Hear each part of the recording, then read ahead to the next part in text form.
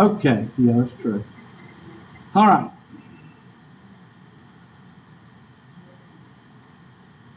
Now, for some people that are still confused, um, here is some of the things that we went over the first day of class. Make sure you get an access code. And there's 3 ways to get an access code: with a new book, in the bookstore, and on www.tctc.mylabsplus.com. When you buy an access code with the little card that you peel off, it's going to say go to some other website. Ignore that.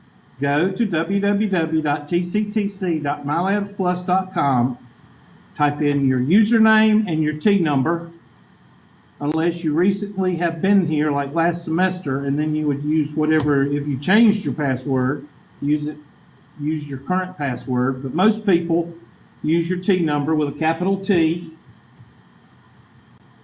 There is no course ID for mylabsplus.com. That means you've gone to the wrong site. Recently added students may run into some issues. I think you just added Wednesday, right? You may run into some issues. Right now we're reading chapter 5, so you just need to read chapter 5 until we get that fixed. Just keep trying to get on. Are you on it? Are you on? Okay. Just try. I can't believe they let you in, because usually they don't let you in after a certain day. Oh, Friday was the last day, wasn't it? Tomorrow's, are we in the first week or second week? So Friday was the last day, but you got in here Wednesday. Did you throw a tantrum? Did you? I figured. Why, were you in a 103 class, or were you in my online? Oh no, the 103 class. Oh, another class? Mm-hmm. Where? At the Pillars and Campus. But they told me they let me go back in to have to do it, but I have to get the ones that. Who'd you have? What teacher? I'm just curious. Male or female? California Pepper? Yeah, Pepper? Yeah, she was my teacher. Oh, okay. I had California though, but I had her for classes. Yeah, she's a good one. Yeah, she is. And I think you're in the online class, right? Somebody in here said they were coming from online. Anybody? Not one of the rocks. I'm talking, one of the 80%. Oh, yeah. Okay, make changes with the syllabus. I'm going to pull that up right now. So, and thank you to Miss Lowry for fixing it for me, because I can't understand that thing. There is the new format. So make sure, I'm going to send it to everybody, because I got to send you one. So I'm going to send it to everybody. There's Unit 1. Unit 1 has been changed. Unit 1 has been changed. Unit 1 has been changed. Instead of being chapter 1, it is chapter 5. We went over this the first day of class. We went over it 2 or 3 times the first day of class. 5A, 5C, 5E. Everybody needs to be reading those 3 sections. 80% of your Unit 1 test will come from Chapter 6. Okay? Since Ms. Lowry fixed this, I'm going to send it out to everybody, including the online class as well as the conventional class after today's class. So throw away the old outline. This is the new outline. And if you see, Unit 2 is probability, Chapter 7. Unit 3 is managing your money. We're going to spend a lot of time in this one, especially these last 2 sections, because I educate a lot of people on real world in this section right here. When I get through with that section, we have a lot of converts. A lot of eyes are opened in this section right here. And you'd be surprised. I went through 12 years of school and I didn't have any idea what income tax was when I graduated high school. But I guess it's not an objective, or what do you call it? They call it something. They call it, no, they call it learning outcome or something. It's not a, what do they call it? I'll think of it in a minute. It's a word they use all the time, and I guess it's just not one of those things that are important to coach for test. I'm sorry, to teach. But when I go over that section, there's a lot of people going, "You're kidding me. Is that the way income tax is done?" And they go, "Oh my gosh, they're taking 30% of my paycheck. For what?" So somebody can have a job. So they find that out, and they're like, "Oh my gosh." I don't think it's on purpose that they don't teach this in high school. I think it's deliberate. The more, how do I put this? The less knowledge you have, the easier it is to what? Manipulate. And the less you know about income tax, the what? The better. How many of you just graduated? Anybody in the last couple of years? Did you go over income tax in high school? Golly. That's wild. Yeah. If you had people graduate high school knowing income tax, you'd have a whole lot more conservatives. That's when I quit on it. I was getting ready to get a raise. And I figured it all out. That's when it came up. Yeah. There's a lot of things about retirement. There's a certain part of retirement, and I'm keeping notes on this because let's say you retire, let's say your retirement time that you can retire is 25 years. For the state, I think it's 28 years, 26 years, one of those two. After 26 years, if you keep working, there's a certain time that you start technically losing money. And you got to know what time that is because you think the employer is going to tell you. Because the employer thinks you are going to make more and more money. The employer thinks you think that you're going to make more and more money and you're going to keep on what? Working. And there's a certain point to where just like what goes up must come down. There's a certain point of retirement that you're going to peak out, and that's when you retire. Because after that, you're going to start losing money. But they don't tell you that, just like they don't teach you income tax. So, will we get to Unit 4? No, probably not, because I don't like Unit 4, and I pretty much try to waste time so I don't go over it. But we may have time to go over it, but these three are more important, especially if you're going to go to a Math 120 or a Math 155 or whatever class you're going to take next. These three are found, these two right here are your first 2 units in Math 120. So if you're going to take Math 120 next semester, you need to keep your notebook and keep these 2 marked because this is your first unit test and this is your second unit test. Oh, that's neat, Hubert. You changed it where to go with the Math 120. Yeah. Okay, that's that. So make sure you print that out and keep it in your notebook. All right, next thing that we went over the first day of class. All homework and tests are online. See handout, things you will be graded on. I'm not going to pull the handout out. You should have it in your email, but all homework and tests are online, and I keep the highest grade. If I give you 3 chances to do a unit test, I keep the highest grade. So I drop the lowest 2 grades. If I give you 5 chances on a test, then I drop the lowest 4 grades. If you make 100 on the first attempt, you don't need to take the next 2 attempts because there'll be zeros and the computer will drop the zeros. The website for MyLabs Plus is this, which is the same as up here. I want to make sure I do that 3 times because people are going to the wrong website. Information can be found, MyLabs Plus information, Pearson information is the same company, can be found at this website.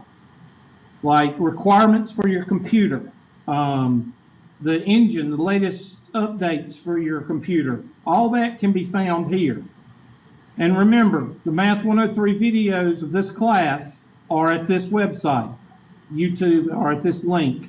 It didn't do the link because I guess this is a board type thing. It's not a word processor, so it didn't make it a link. But just write this link down, and it'll take you right to the Math 103 class where you'll see the first day of class, second day of class, and this will be called the third day of class. And it'll be called Review over Chapter 5 because that's what we're going to go over. Again, I will send out the new handout, the new outline after today's class, and everybody should be getting that. Any questions so far on anything that y'all have done so far? Anything that we went over the first couple of days? Okay, how's everybody's semester so far? How's your classes? Any nuts? Oh, I bet you got 2 or 3 chemists in there already. They already know everything, don't they? There's always the NASA engineers, always. Psychology is the worst one. Any crazy teachers that act like they ain't got no sense besides the math teacher?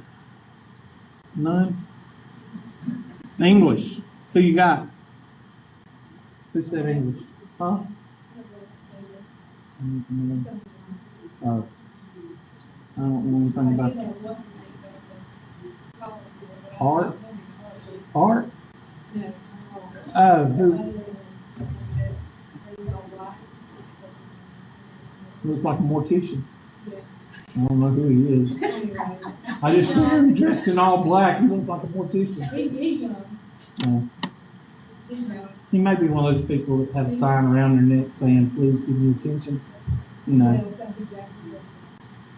Okay. You need to tell everybody his name or go and rate my professor and tell everybody to stay away. Wolfgang. I did put in a review. Did you? Yeah, I did. Good.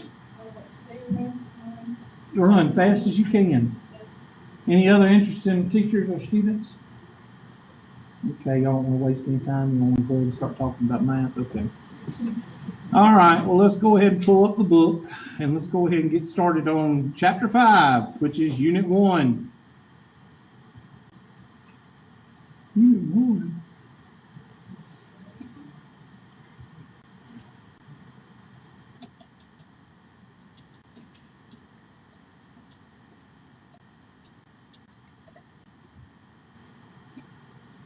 And I restarted the computer.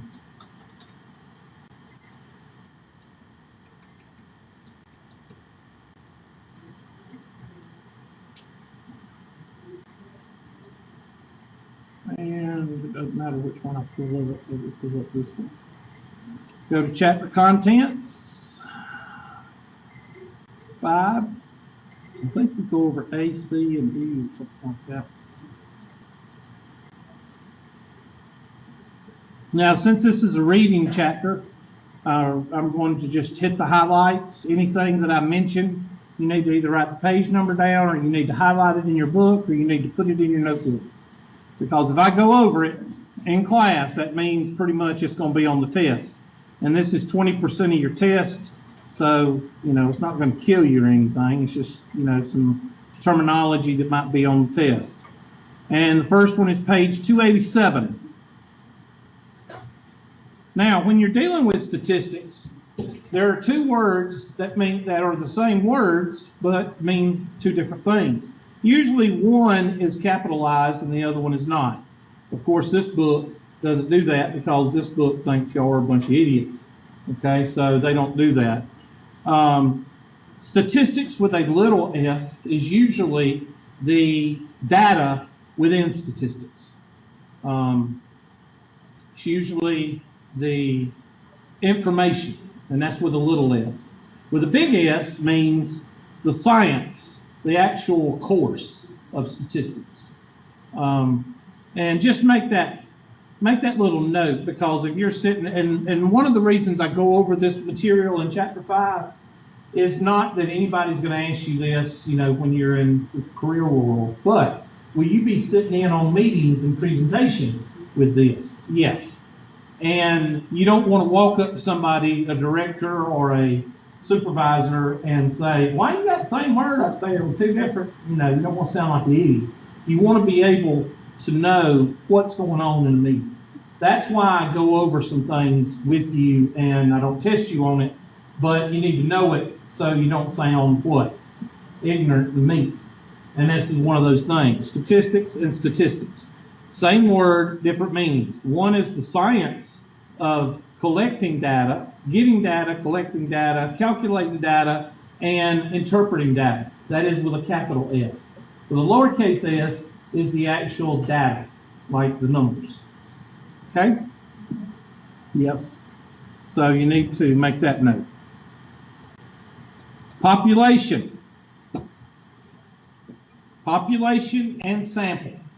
Population will be all Tri-County Tech students. The sample would be Anderson campus. Population, Anderson campus. Sample would be the math 103 class. Okay? The population is always the bigger of the two. The population, anything having to do with population is called a parameter. PPSS. Anything having to do with a sample is called a statistic with a little s. Now, this is one of those things that you need to know when you're in a meeting. Most of your population parameters are Greek letters. Write that down. If you see a mu or alpha, or you see something that just don't look right, that means it's a population parameter. Mu is the average for the population. So if you're sitting in a meeting and the presenter says mu is equal to 25, then you know the average age for the population is 25, or whatever they're talking about for the population. So if I was presenting and I said Tri-County Tech mu is equal to 28 years old, then you know at Tri-County Tech, that means the Easley campus, the Anderson campus, the new Oconee campus that's being built, but they're in a building up there right now, somewhere up there. I think they got a business center down in BHP or Honey Path, somewhere down there. All the campuses, that means all. The average age is 28. Okay.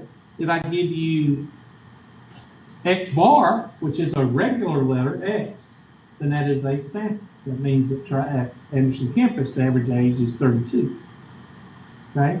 So when you're dealing with statistics and you're dealing with a presentation, you don't sit there and go, well, why is one of them mu and one of them X bar? You don't ask that question because you know it now. Okay? The only reason you need to know the difference between a population parameter and a sample statistic is when you are in a meeting or you are dealing with this stuff, which more likely you're going to be in a meeting versus having to deal with this stuff, is you know which one's the population and which one's the sample. And that way the presenter does not have to say, okay, this is the sample mean and this is the population mean. Remember, population, the parameters are usually Greek letters, and with a sample, the statistics are usually common letters like S and X or. Okay? Those are a couple of test questions.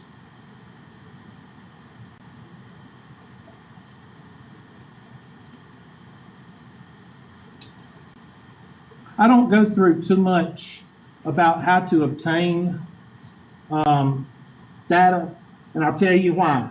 Because if you're in a major and you're going to be obtaining data, we kind of touch on it, but we don't go into depth. Usually you're going to have a research class to take. Let's say that you're going to get your degree in psychology and you're taking psychology classes. Well, they're going to interject statistics in each one of those psychology classes, just an introductory level. And then when you get ready to graduate, you're going to have to do some kind of research paper or whatever in psychology. There's going to be a class that you take. It's called research statistics. And they're going to get into all the depth of how to do a survey. Now, we're going to touch on it. Touch on it means you don't lead with your questions. If you put out a survey of 10 questions, you don't say, well, President Smith is a really bad president, true or false? That's a leading question. What you do is you say, categorize what you feel President Smith did during his administration. Terrible? Great. Okay? One's a leading question. It's called bias. One's a leading question, one's not. So when you're dealing with putting out a survey, you've got to think about the questions, and it's kind of like you want each question to be the N-word, neutral. Okay, you want to be neutral, right down the middle. You don't want it to lead to saying this subject is bad, or this subject is good. You want it right down the middle, and then let the answers dictate what the person says. That's called, not putting out leading questions.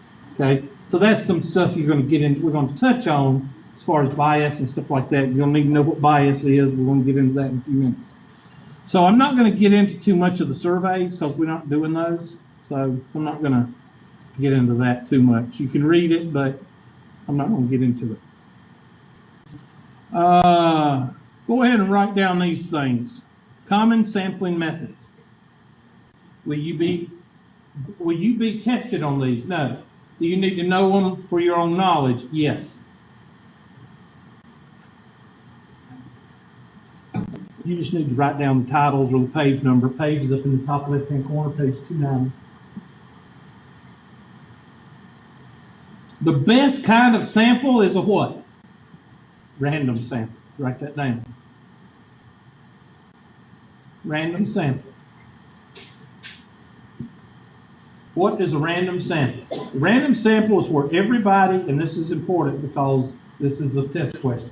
A random sample is everybody has the same what? Chance.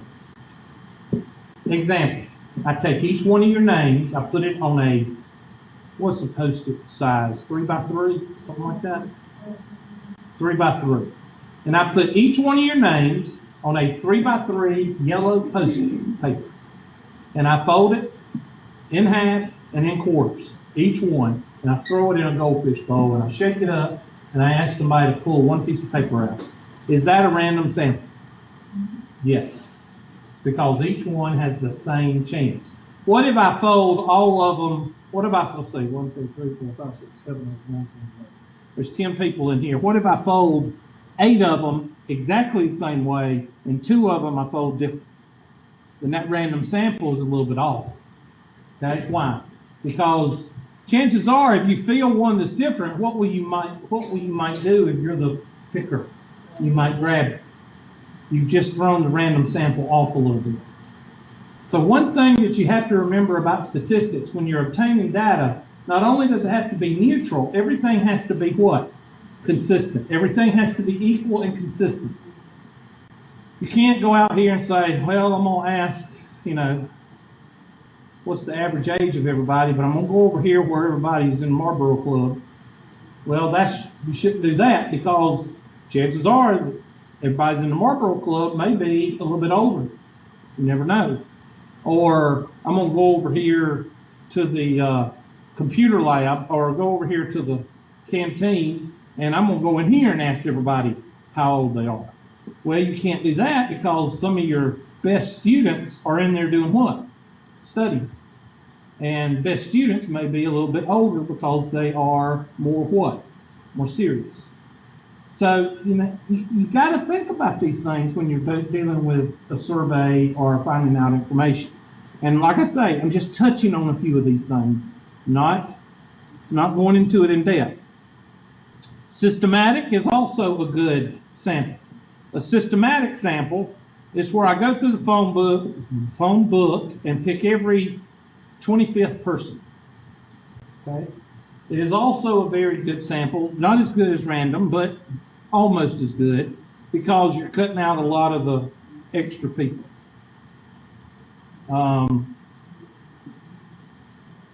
Let's say we're like Southwood and we block up the exits except for one exit. Okay? It's downstairs. This one down here. You can't go out the stairwells. You have to go out the front doors. And you're standing there at the front door, the one on the right, where you're supposed to, that's very irritating. You ever gone into a store and somebody is walking out the wrong door? Why is that? I talked to the elementary school teacher at McLeese, and I said, why don't y'all have arrows going down the right and the left side of the hallway? I said, that teaches students what side of the road to drive on, what side of the aisle to be on in Walmart, what side of the hallway to be on at college. I will be walking down this hallway this way, and somebody will be walking on the wrong side and get mad at me because I'm on the right side. But nobody's told them that, so they don't know what's right or wrong. That's the problem. And then they go to Walmart You ever been there? They do Oh, have the mall, and it's really. Annoying. It is freaking annoying. There's a hallway. There's a right side and there's a left side. This is that way. This is that way. If you need to get on the other side, you go over on the side and you go that way. You don't turn around and come back this way.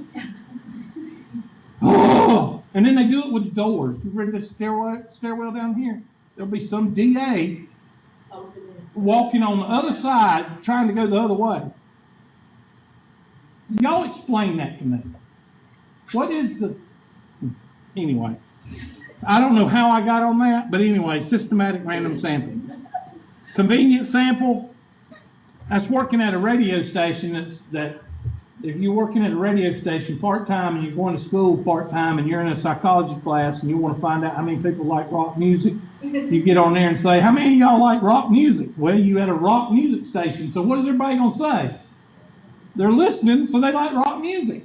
That's a convenient sample. Convenient sample is usually the least accurate. A Gmail has just arrived. And stratified, that's when you got a group within a group. Think of it as a precinct, a voting precinct. You got a big group of people at a voting precinct, but inside that group, you're going to have usually what? Two parties, Democrat and what? Republican. And a couple of hippies that represent some other, say the polar bear party or something. Huh? Okay. Well, that's the Democrat and Republicans' fault. They smothered everybody out. There's only two parties. Okay, it's not my fault. So make sure you make a note on each of those.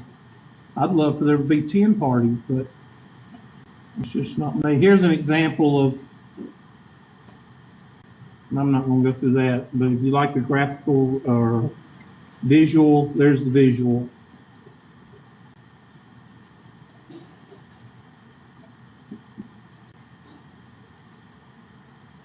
Bias. Now, we just got over a presidential election.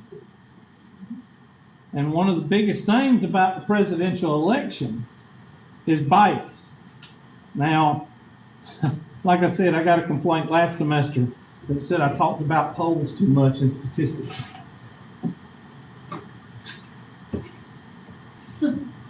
You figure that out. What else are you supposed to talk about in statistics when there's an election going on? What else are you supposed to talk about? But anyway, what does bias mean? It means that you're doing statistics to prove your point, basically. Let's say that I do a poll across the United States and I find out that President Smith or candidate Smith is a whole lot better than candidate Jones. And I went across the United States. But what I neglected to tell you is I went through South Carolina, Georgia, Mississippi, Alabama, Louisiana, and Texas. And then I hit the road and I went to California. Did I go across the United States? Yes, I did. But I neglected to tell you that I went through a majority of conservative states, which is the South. Okay? That's a biased survey. Well, California kind of canceled out a lot of the South because they're so weird out there. I lived out there for 6 months. I meant for about a year. Have I been back? Hell to the no. I don't want to go back.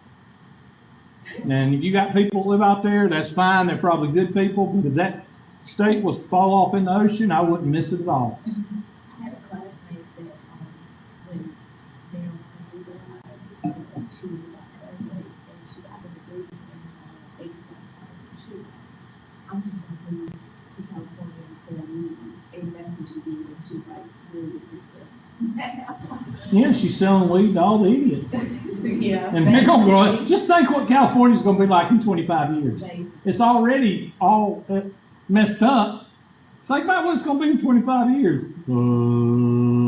Patrick Starfish. Think about 25 million Patrick Starfishes walking around, and that's going to be California. Idiots. What? Well, there might be a couple. Yeah, they're the Hollywood actors. ride my unicorn. You're supposed to do what I say because I'm a Hollywood actor. Idiots. No, that's just crazy. Okay, write these two things down. This is a test question. What is observational study versus an experiment? You ever seen those videos on YouTube where people are studying sleep apnea? They have those night vision cameras and people are twisting and turning and got wires all hooked up to them? Well, that's called observation. It's called observation because what are you doing? You're just observing. Okay, what about a rat in a maze? Observation? Yep. What about a rat in a maze and I put a piece of cheese in one of the tunnels? What is that? That's an experiment.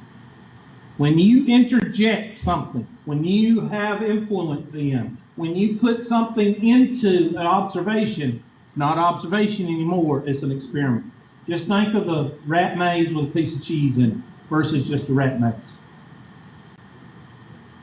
Another example would be observing people over a 6-month period and seeing if they lose weight. You know, giving them food and giving them kind of like My Biggest Loser, remember Biggest Loser or whatever? They would give them a place to live and they had a refrigerator and they had food and they cooked their own food and things like that. That's an observation, okay? Now, when you start influence, it's when you start going in there and you start telling them what to do and that turns into an experiment. But if they're just living there for a year and you give them all the food they want, that means pizzas, lettuce, Twinkies, anything they want, and they make the decision what to eat, to lose weight or not, then that's an observation. But when you start taking out the Twinkies and taking out the Little Debbie's and taking out the DiGiorno stuffed crust pizzas, that's when you start changing it from an observation to an experiment. Okay? Those are two test questions.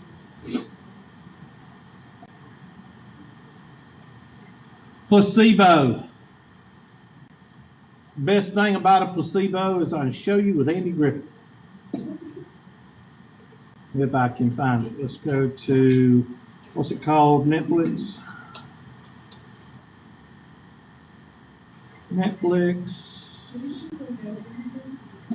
Yes, everybody knows Andy Griffith. They say they don't, but they do because they've been running since 1960s. If you haven't seen a rerun, then something's wrong with you. I hope my daughter hadn't changed my password. She likes to do that every now and then, just to aggravate me.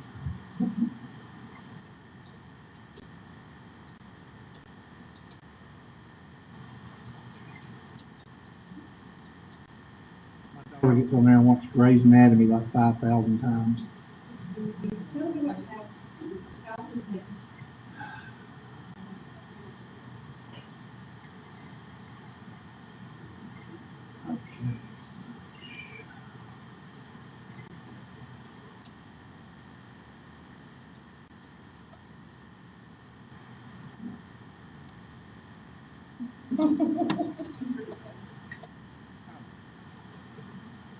And let's see, Emma Watts. Let me just go here and find Emma Watson.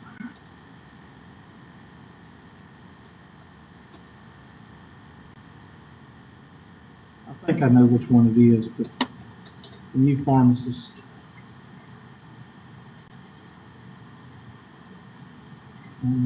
But there's not on there. Yep, I see it. The manicurist, that's not it. She had Emma Brand. She had two names. That's one of the bloopers.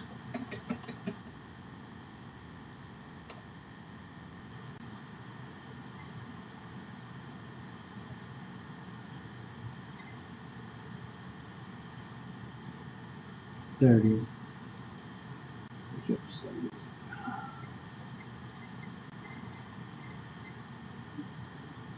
Okay, y'all look for the episode. I hate these things. God, I hate them things. There we go.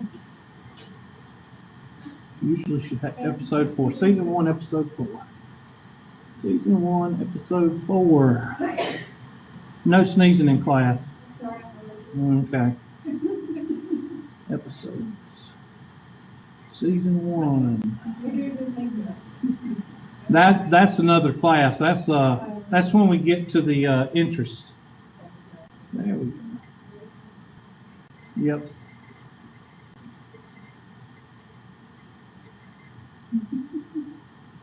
That's what my mom looked like when she was young. They could pass for twins. What the heck? Okay. You hit the wrong one. Hit back. What do you mean I hit the wrong one? I hit the dag. This is a dadgum piece of crap. It's the Russians' fault. Did they You gotta go back to the episode. Season 1. Right there. 4. I- Let's play. I did. I know, but then you. Wait a second. Right, Okay, and then able. it's able. You hit don't do it. It's freaking Russians' fault. Okay, now I'm gonna give you a scenario. Somebody's been messing with the dadgum volume. Yeah. Yep. He played one movie as a bad biker. One movie he was a mean biker that went up and better beat people up. Okay, this thing's not on. Somebody must is the screen on? We have a teacher on this campus that likes to go around and take when we had speakers, they would take the knobs off the speakers and they would disable all the volumes. So we have a speaker Nazi on this campus somehow. So, okay, that's there we go. I'm gonna run it down because if I show the whole thing, then I'll have the one student that, you know, where the heck is it? Okay, I'm gonna show you. I'm gonna tell you what's happening. Okay, and then I'm gonna take it to the end because one person in here will complain that I wasted time and showed y'all a video during the whole class. That one person, and this small town drugstore. The old man, he runs the drugstore, been running for 100 years, and he's got his own way of doing things. Well, his niece, Ellie, comes in to do her internship, or she just graduated and she wants to get some experience. So she comes in, and her uncle is sick or away or whatever. So she comes in, and she does her own little system. And remember, this is a country town, and this is a Yankee coming in, or transplant. Now, you know, if you're in a small town, what happens when a transplant comes in? Messes everything up. Well, she messes Emma's prescription up. And that's pretty much where we are right in here. There's Emma. I'm going to let y'all watch it.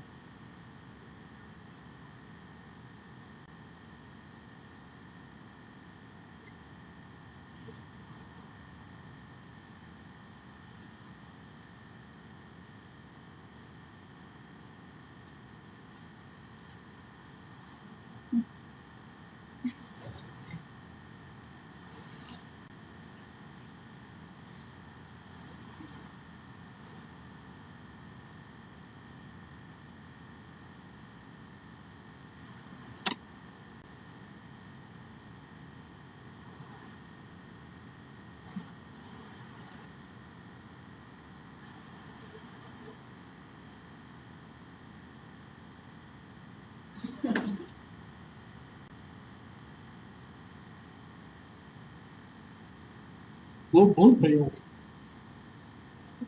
Viagra.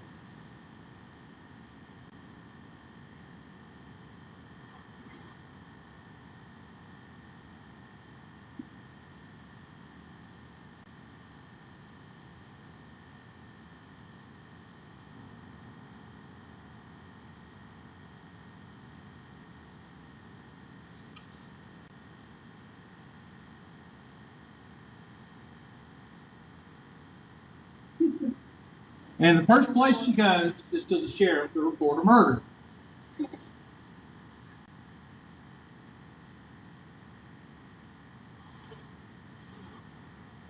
How many bullets does Barney get?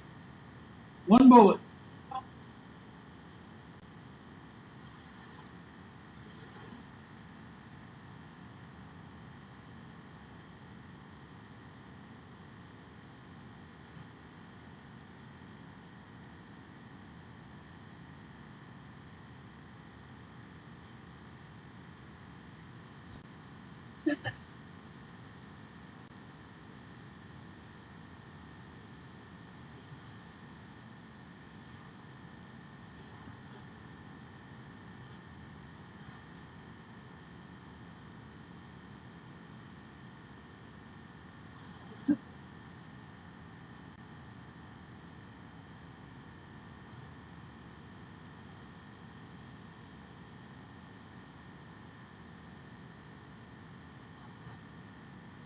My ex-mother-in-law was like this.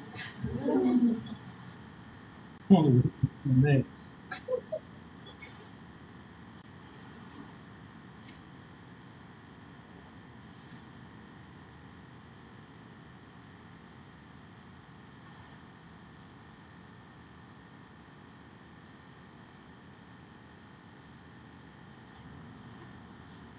Okay, they fuss.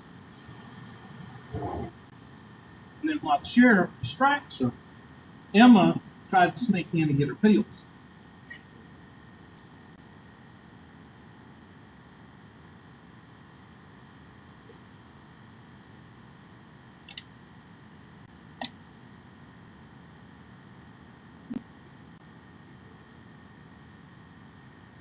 She was supposed to be Andy's girlfriend for the rest of the show.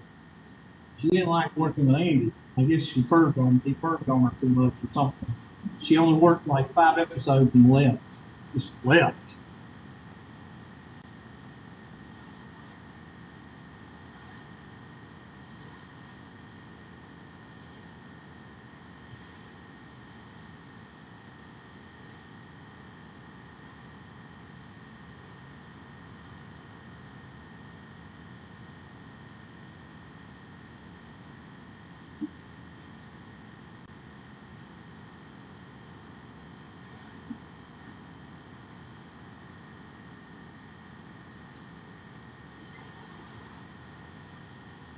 Told you she was a transplant.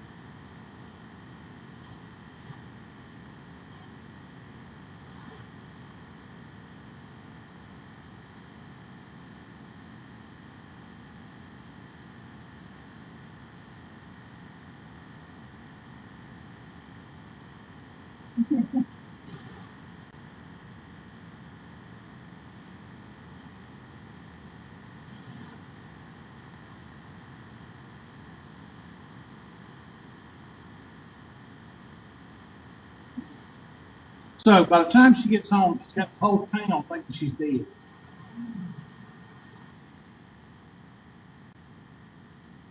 So the sheriff's taking a casserole or chicken soup over to her house because everybody thinks she's dying.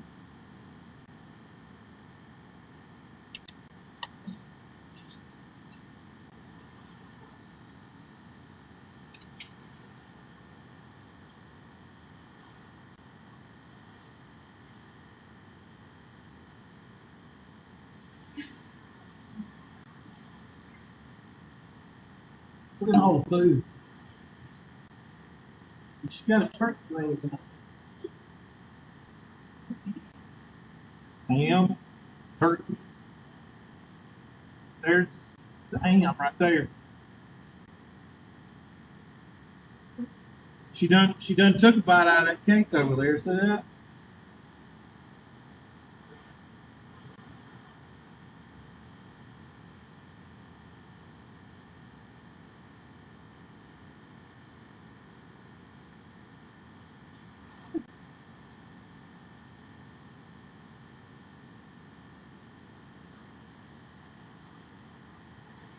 Oh my.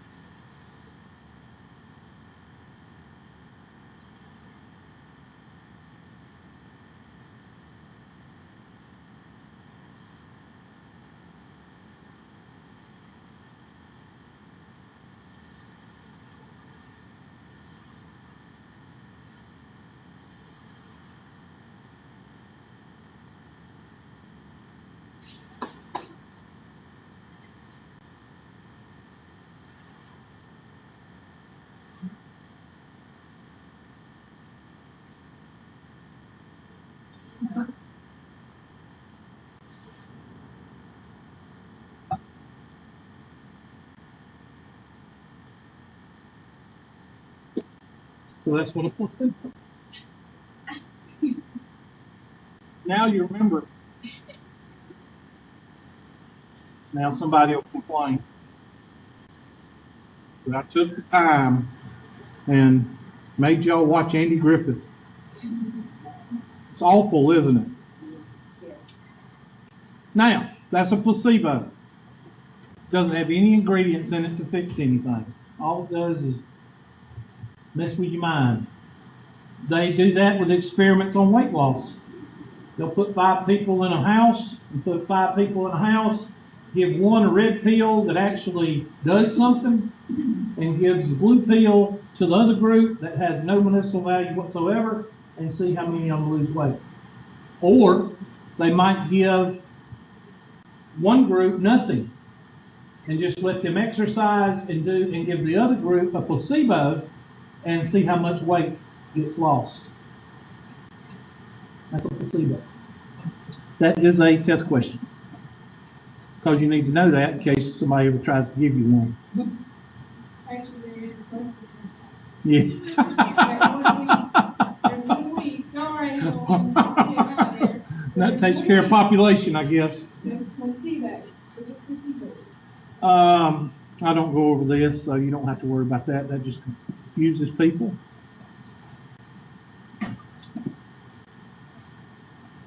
It looks like we're getting toward the end of this one. Margin of error, we'll get into that later. Get into that in chapter 6. And that's 5A. Now move on to 5C.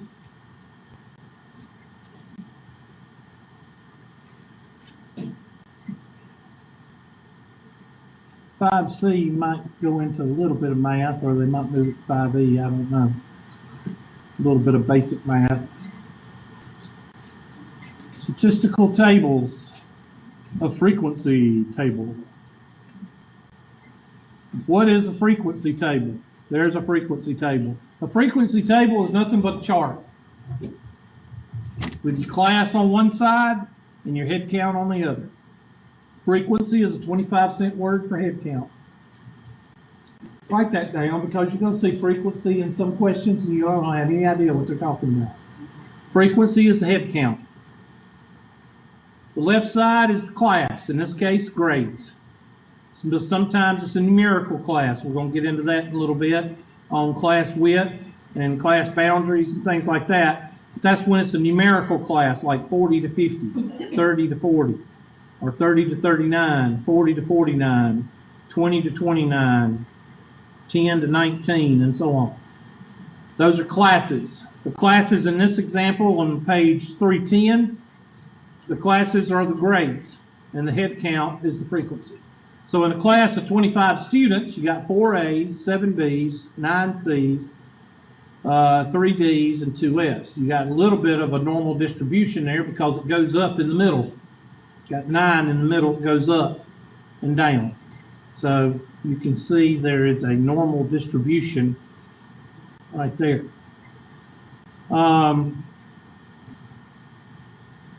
That's what I just told you. The relative frequency is where you turn the head count into a percentage. And the way that you do that is to take the head count and put it over the total. So in this case up here, the frequency, the relative frequency of A's is 4 over 25. The relative frequency of B's is 7 over 25. And then you calculate that in your calculator, multiply it by 100, and that's a percentage. So relative frequency, put relative frequency out here and put percentage.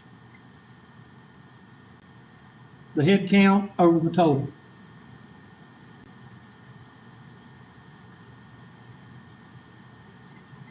I don't go over cumulative frequency too much because it's worthless, but there's how you do the cumulative frequency. You write down the first number, and then you add the second number to it. You add the third number to it. You add the fourth number to it, and add the fifth number. After you add the fifth number, you should get the what? The total. It really doesn't have much of a use to it. This is more important. The relative frequency is much more important. So on that, you just need to know the relative frequency. Make sure this is a test question. Go ahead and write it down, page 312. Qualitative data versus quantitative. And there's an old saying, you want quality, not what? Quantity, and that's an easy way to remember. Quality is making a widget the best you can. Quantity is making much of widgets as you can, making more widgets but not putting in the best quality. Whenever I think of quality versus quantity, I think of Datsun and Honda. Because Datsun and Honda, when they first started, did they make luxurious cars? No, they made POSs. They made things that just, you crank it up and you go. Anybody ever seen a Datsun truck or a Datsun car? Them things were, well, now Datsun, and this is the quality versus quantity thing, Datsun made the ugliest cars and trucks that there were. And Honda, heck, they didn't even make a truck. They just made these little Civics that were about that big. You ever seen an old Civic? I mean, like a 1980 Civic? That thing looked like, that thing you could put into the front end of a Volkswagen. It looked like those little Fiats. Or a Cooper. They looked like a little Cooper, only smaller than a Cooper. They were very small. Well, of course, now Honda is called Acura, and now Nissan, or Datsun is called Nissan, is called what? Infinity, or what do they call it? Infinity, yeah. All right. The way that they work is they go into a country and they do quantity. Quantity meaning what? They just pump all the cars they can into the United States. And then now everybody's getting hooked on the Datsuns and the Hondas while they're driving around the clunkers for the first 10 years, they take that money and they invest it and they move into another level, which is the high-end level, which is the Acuras and the Infinities. Quality. So they kind of do it backwards. They do the quantity, then they do the quality. Where anybody know an inventor? I know a couple of people that invented something. And when you invent something, you make it, and then you make it good because you ain't got a whole big old warehouse full of people making it. So you use quality. And then after you get into this big old warehouse with 50,000 people, then the ingredients get to be bulk, and the quality goes what? Down, and the quantity goes up. You can't have your cake and what? You can't have your cake and eat it too. It's hard to do both. Now there are some people that can do both. Hardee's does real good. Wendy's does real good. Chick-fil-A does real good. But what about McDonald's and Burger King? Quality or quantity? Quantity. That's when you get the burger and the top bun is over here, and the cheese is over here, and it's all wrapped up, and you got to put it back together. All right, that's quantity. Where when you go to Hardee's, you get a nice big burger that tastes like it's come off the grill out of the backyard. Okay, same thing with Wendy's. Real good. Think of your restaurants. You know, Outback, my favorite restaurant. Is that quality or quantity? That's quality. Try one of their prime ribs. It ain't just thrown in and taken out and put on the plate. It's good. Versus, well, I was gonna say Logan's. Versus, now the only restaurant you can compare in Anderson to Outback is probably Longhorns. But you can't. But I'm sorry, you can't compare Logan's to Outback, or it's a different type of steakhouse. Logan's and Texas Roadhouse is a different type of restaurant than it's a little bit more of the quantity, but more than the quality, in my opinion. My daughter, that's when she go to her birthday, that's where we go. We go to Texas Roadhouse. And I tried to get her. I said, let's go to Outback. No, I don't go to Texas Roadhouse. But that's when she was a kid, that's where she liked to go. And when I was a kid, I liked to go to Bonanza. You remember Bonanza? That was the only steakhouse in Anderson. It was, I'll tell you what it was. You know where the rec center is? Well, there's a Kentucky Fried Chicken that's turned into a bank right there, and there's a building right beside it. That little building was the Bonanza. And that's where my dad, every Saturday night, he went to, close the door. Every Saturday night, he would go to Bonanza. And you got in line, and you went down this line, and you ordered your steak, and it came out later, but they had these big old tall things of pudding. And I used to eat them things up because I never had pudding in a big old tall thing. I'd always get it in a little cup. But I had the big old tall thing with whipped cream on top, and I used to always get one. And I was able to get a Coke in a big old glass, and I drank that whole glass in like 10 seconds. But anyway, quality versus quantity. Now, I'm going to shut it off now. Y'all put your stuff up because we're at, what time we get out? 11? Yeah. Now, a lot of you may say, golly, he talks a lot when he does teaching. But I guarantee you, when you walk out of here, you remember quality versus quantity, and you'll remember what a placebo is. And that's the kind of things that you need to know. If I wanted to present the material, we'd already be through with chapter 6 by now. Okay, and I'm not that type of teacher. So, you're welcome. I'm going to go ahead and shut this off. And if you want to catch up on day 1 and day 2, then you need to what? Go to YouTube and pull up day 1 and day 2. And let me shut this off. Hold on. Y'all have to hold on a minute. What is? Okay, I'm starting to get mad. There we go.